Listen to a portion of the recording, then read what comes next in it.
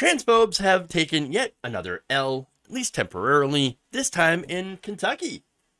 Now, a federal judge recently sided with the ACLU of Kentucky, temporarily blocking a section of a recently passed law that bans gender-affirming healthcare for transgender minors. So now, in his ruling, Obama appointee Judge David J. Hale said, quote, "Based on the evidence submitted, the court finds the treatments barred by SB 150 are medically appropriate and necessary for some transgender children under the evidence-based standard of care accepted by all major medical organizations in the United States." In fact, these drugs, he says, have a long history of safe use in minors for various conditions. By the way, mention non-trans minors have been using these drugs. So this is not a new thing. Hale continued, "It is undisputed, that puberty blockers and hormones are not given to prepubertal children with gender dysphoria." So now, all of this should be, I should say, if you're gonna comment on this stuff, you should probably know the basics. But the right wing who talks about this stuff doesn't really care about knowledge. They don't really care about the facts or statistics or even the specifics of treatment, and how, again, there are reasons that every major medical organization supports this and supports gender-affirming care and points to the safety and efficacy of these drugs and how they save people's lives. So now, there's a reason, and again, it's because we have evidence. I know, evidence. But, okay. So now, in this lawsuit, the ACLU had taken issue with the portion of the bill that prohibits healthcare providers from providing puberty blockers or hormones and performing surgeries like phalloplasty, vaginoplasty, or hysterectomies and vasectomies on minors. Now, you might think, well, wait a minute. Whoa. Why would the ACLU be prohibiting or have a problem with prohibiting surgeries for minors? You wanna mutilate children, don't you? No, the reason that the ACLU had a problem with it, with this being in the bill, is because it's not happening. But when you put it in a bill, it makes it seem like it is. Instead, that's the problem with the messaging here. Okay?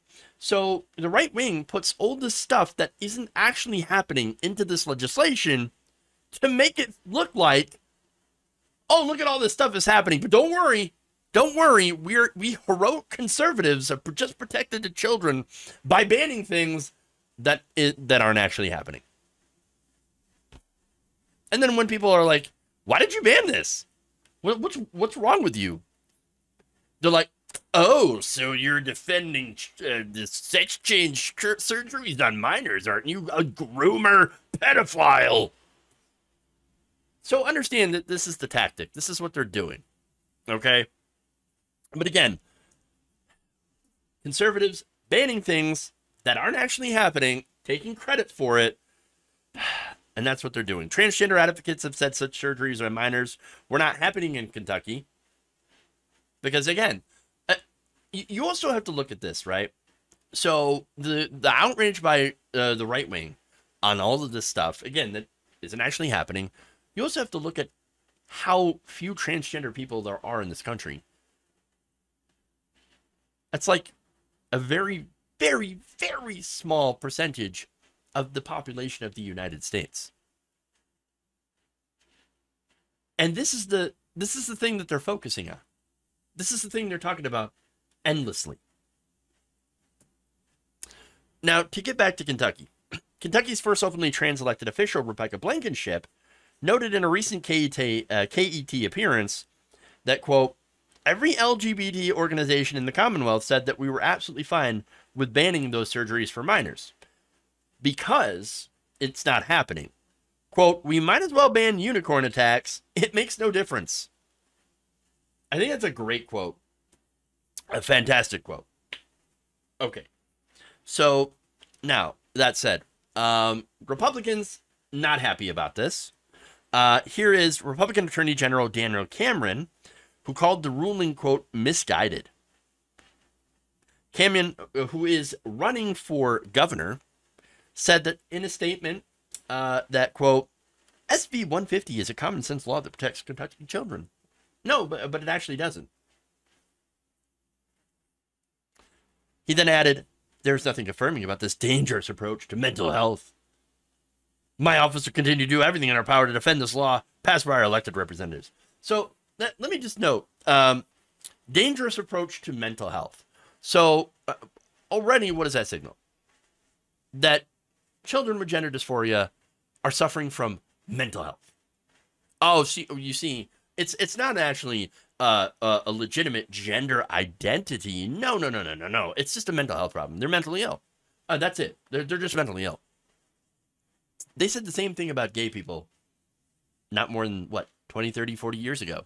And up until, still probably today in some circles, before it got taboo for some to say that kind of stuff. It's not a mental illness. Again, orientation, not mental illness. Gender identity, not mental illness. But they do that to try to stigmatize it. And notice how, once again, when they don't actually want to solve any problems, for example, the gun issue, they'll turn to, mental illness. See, it's mentally, they're mental ill. They're mentally ill. And when it comes to trying to deny transgender people rights, they just point at, they're mentally ill.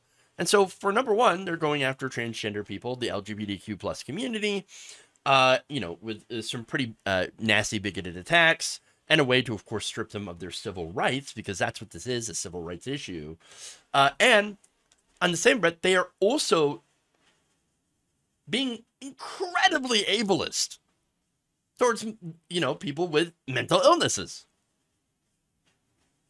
So they're disgusting on several different fronts, all at the same time.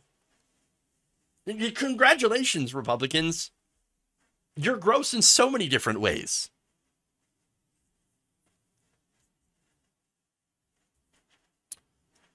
But look, it's good that these laws all across the country, since this is a civil rights issue, it runs afoul of the Constitution, these bans, okay? And so you have all these different federal judges that are putting stops on these laws, which again are just laws not to protect children, but to, have people get focused on an issue that isn't actually an issue. It's not there's no problem here. Transgender people are not a problem to be fixed. Transgender people deserve civil rights and for people to acknowledge their chosen identity. It's called respect. Okay? They don't want to respect people. They don't care because they don't have any respect for anyone but themselves. I shouldn't be forced to use pronouns. But you use pronouns all the time. Suddenly, now you're allergic to it. Weird how that works out. Maybe it's because all of this bigotry is a way to distract people from the fact that Republicans are not doing anything to help anyone's, material conditions get better.